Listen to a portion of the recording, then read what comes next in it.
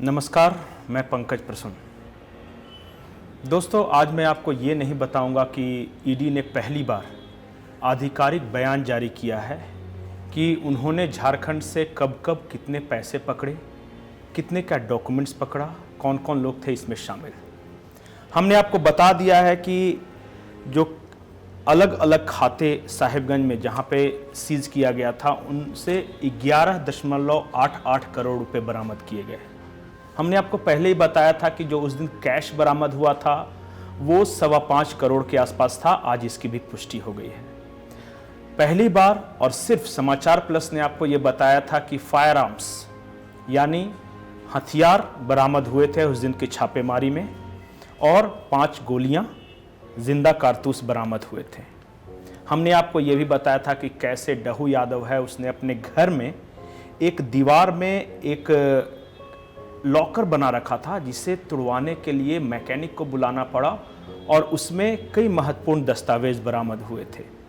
आज ईडी ने अपने आधिकारिक घोषणा में ये कहा है कि 11.88 खातों से और 5.25 करोड़ कैश बरामद हुए हैं, फायर आर्म्स बरामद हुए हैं, और ये पंकज मिश्रा, डहू यादव एंड एसोसिएट्स के हैं। ये तो पुरानी बात हो गई। ईडी ने आज अपने आधिकारिक बयान में ये भी कहा है कि करीब 100 करोड़ रुपए का मनी लॉन्ड्रिंग केस था। इसका हमने खुलासा किया है, लेकिन जांच अभी भी जारी है।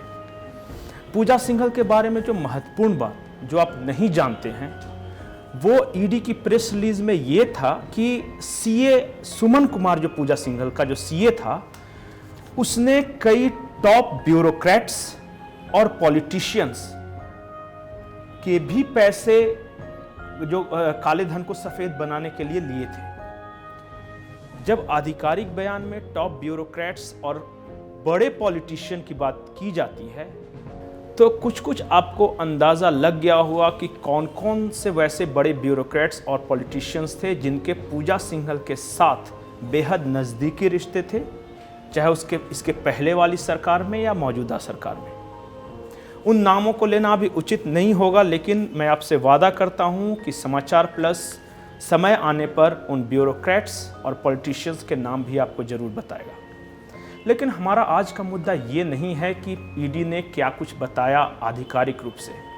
हमारा आज का मुद्दा बेहद गंभीर है कि ये जो भ्रष्टाचार के पैसे हैं, इनका होता क्या था। एक जानकारी आई है, जिस दिन रांची में हिंसा हुई थी, मेन रोड हिंसा, उसके एक दिन बाद एक पंपलेट मिला था पीएफआई का, और उस पंपलेट में ये कहा गया था कि झारखंड में हमारी फेवरेबल सरकार है। और फेवरेबल सरकार का मतलब आप खुद अंदाजा लगा सकते हैं कि फेवरेबल किस मायने में सरकार हो सकती है। जो दूसरा बड़ा खुलासा है वो ये है कि जो साहेबगंज से अवैध खनन के पैसे जो यहाँ से पत्थर और चिप्स जाते थे, पशु तस्करी होता था यहाँ से, लेकिन वहाँ से जो पैसे आते थे उनमें करीब 25% पैसे आतंकी गतिविधियों के लिए इस्तेमाल किया जाता था। पीएफआई के पास वो पैसे का एक हिस्सा पहुँचता था, और भी कई फ्रंटल ऑर्गेनाइजेशंस हैं जो कि बांग्लादेश में हैं, जो वहाँ से झारखंड में ऑपरेट कर रही हैं, और झारखंड के पैसों का इस्तेमाल देश के दूसरे शहरों में भी पीएफआई का नेटवर्क बनाने के लिए किया जाता था। एक और महत्वपूर्ण जानकारी है, आपको यह पता होगा कि आज जो ताहिर हुसैन, माफ कीजिएगा इलियास ताहिर, जो पटना से पकड़ा गया, वो दुबई में रहता था। उसने गजवाए हिंद नाम का एक व्हाट्सएप ग्रुप बनाया था, उसमें पाकिस्तान और बांग्लादेश के लोग शामिल थे, और उसमें उसने 2023 में डायरेक्ट जिहाद करने की बात की थी, अपील की थी, और उसके लिए अलग अलग जिलों में कौन कौन से लोग इसे ऑपरेट करेंगे। डायरेक्ट जिहाद का मतलब अब मैं आपको बताता हूं।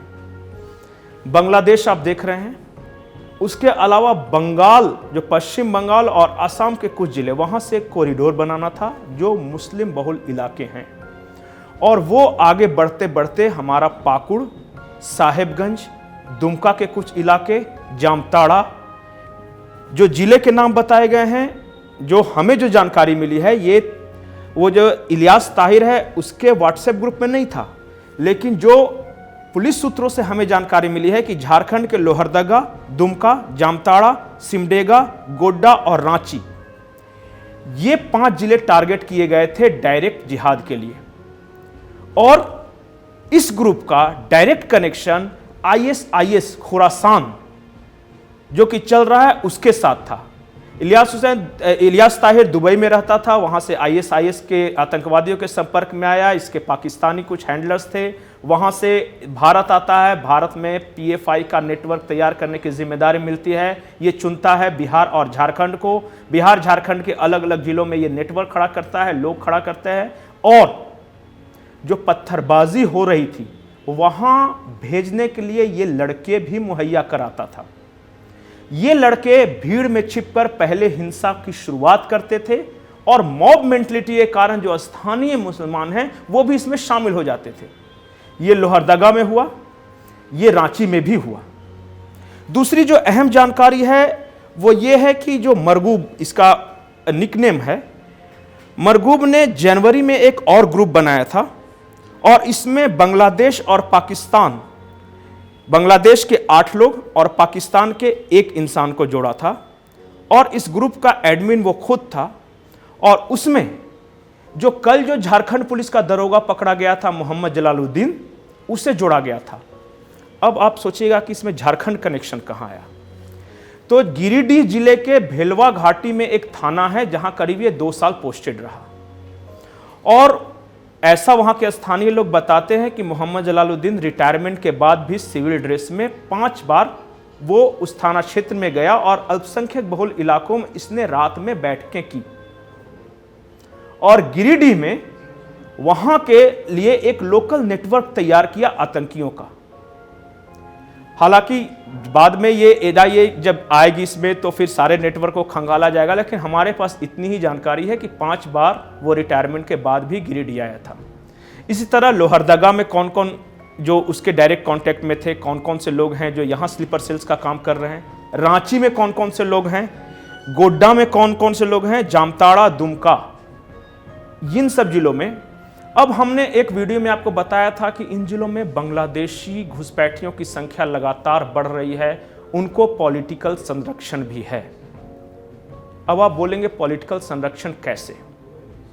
जब भी झारखंड में पत्थरबाजी या हिंसा की घटनाएं हुई या सांप्रदायिक सौहार्द बिगड़ा, तो ये पॉलिटिशियंस बयानों के जरिए या एडमिनिस्ट्रेशन पर दबाव के जरिए उन आतंकियों को बचाने की कोशिश करते थे। अब आप सोचिए कि रांची हिंसा के बाद आतंकियों के पक्ष में बोलने वाला सबसे पहला पॉलिटिशियन कौन था? आप सोचिए कि लोहरदगा में जब हिंसा हुई थी तब वहां उपद्रवियों के पक्ष में बोलने वाले कौन लोग थे? आप यह भी सोचिए कि जब बरही में रुपेश पांडे की हत्या हुई थी तो वहां जो आरोपी थे उनके पक्ष में बोलने वाले कौन थे? वो कौन से लोग थे जो पाकुड़ में जो बांग्लादेशियों की संख्या बढ़ रही है उसको संरक्षण देते हैं? और हमें तो यह भी जानकारी कि वहां छोटे छोटे गुंटियों में भारत का पासपोर्ट और भारत का आधार कार्ड बांग्लादेशियों को मुहैया कराए जा रहे हैं।